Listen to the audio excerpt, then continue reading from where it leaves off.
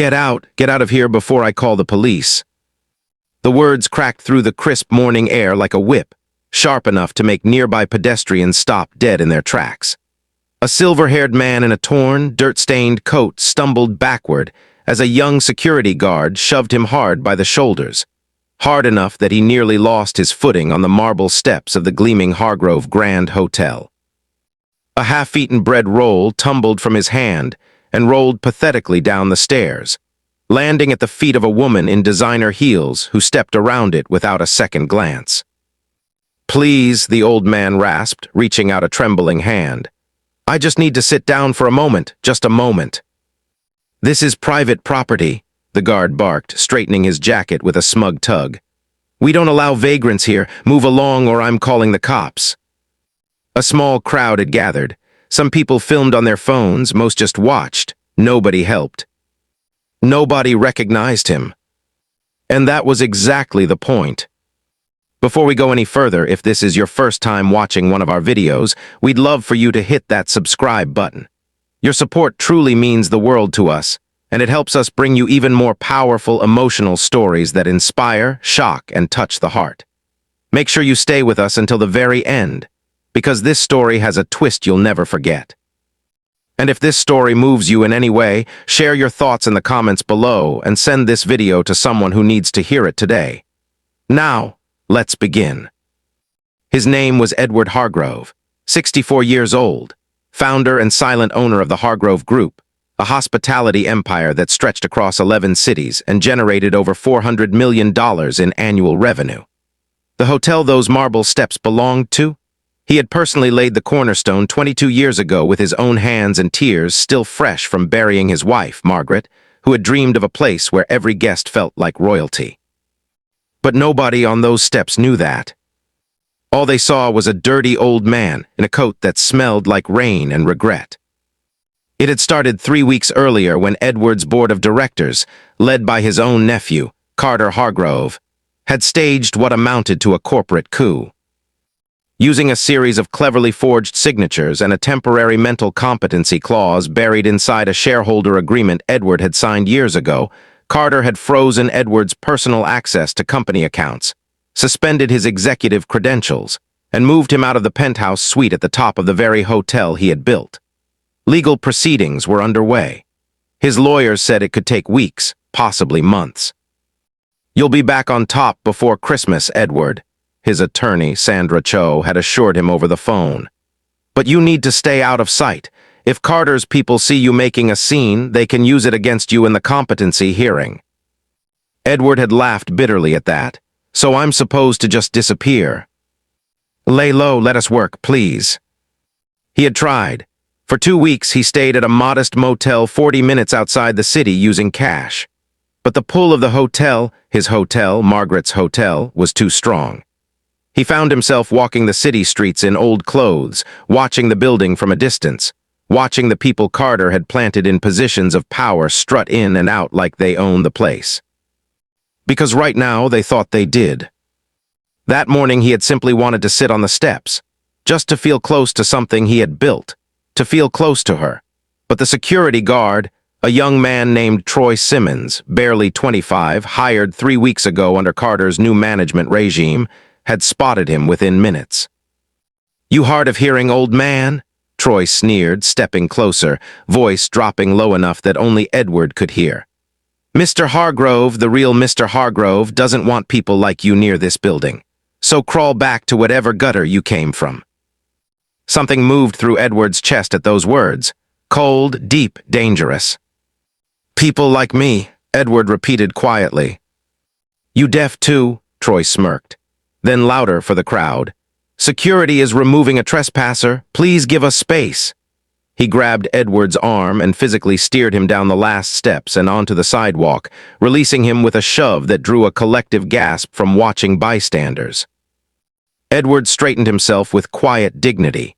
His eyes met Troy's with a steadiness that made the younger man briefly uncomfortable, though he shook it off with a laugh and turned back toward the entrance. A woman in a red coat rushed over, mid-30s, kind eyes behind wire-framed glasses, She crouched slightly to meet Edward's level and pressed a bottle of water into his hands. "Are you okay? That was awful. Someone should report that man." "I'm fine," Edward said, and then softly with something that looked almost like a sad smile. "But yes, someone should." That evening, Sandra Cho received a phone call she had not expected for at least another month. "Sandra," Edward's voice was steady, calm, resolved. "Move everything up. I want the emergency shareholder convening filed by morning. I'm done laying low." "Edward, we're not ready. I was shoved off the steps of my own hotel today by a man my nephew hired. I watched strangers film it on their phones for entertainment. I'm done." There was a long silence, and then Sandra said, "I'll call Judge Warren tonight." What followed over the next 72 hours was swift and surgical. Sandra's legal team presented the court with irrefutable evidence of the forged signatures. A forensic handwriting analyst had confirmed the fraud weeks earlier, and a whistleblower from inside the Hargrove Group's accounting division had handed over emails that showed Carter coordinating the takeover with 2 board members over a period of 8 months. The competency clause was thrown out by Friday morning. Carter's access to company accounts was frozen by noon. By 3 o'clock, Edward Hargrove was legally, officially, and unambiguously the owner of the Hargrove Group once again. He gave himself one night. He showered. He put on the charcoal suit Margaret had always said made him look like he owned the world. He slept better than he had in months. Monday morning, Edward walked up the marble steps of the Hargrove Grand Hotel at exactly 9 o'clock. He carried nothing but a leather folder and the quiet authority of a man who had built something from the ground up and refused to let it be taken from him. The doorman, an older gentleman named Harold who had worked there for 15 years, looked up, blinked. Then his face broke into something between disbelief and overwhelming relief.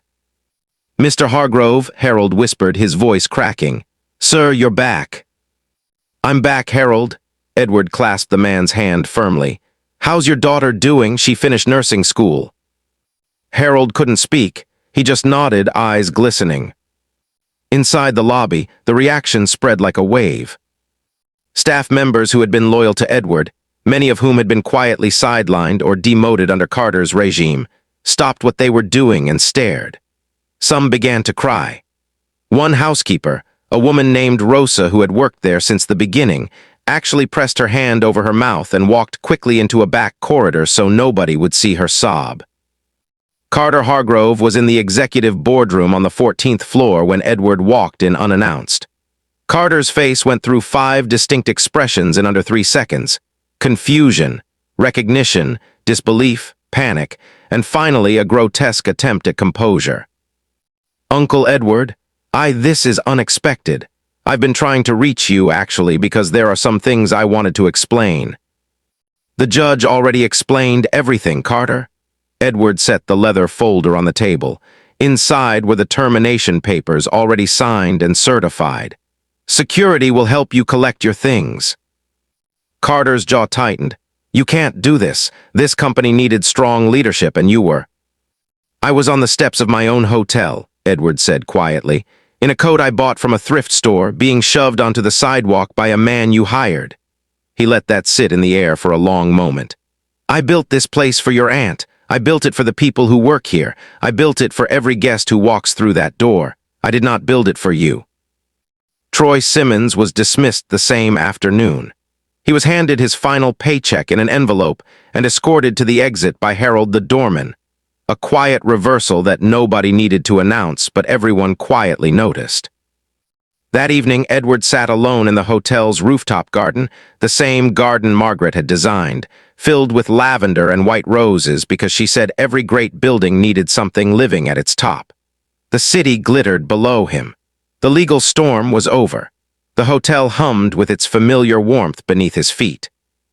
He stayed there a long time, talking in his way to the woman who had started all of this with a dream, telling her it was still standing, telling her it always would be. Because some things cannot be stolen, not really, not the ones built with love.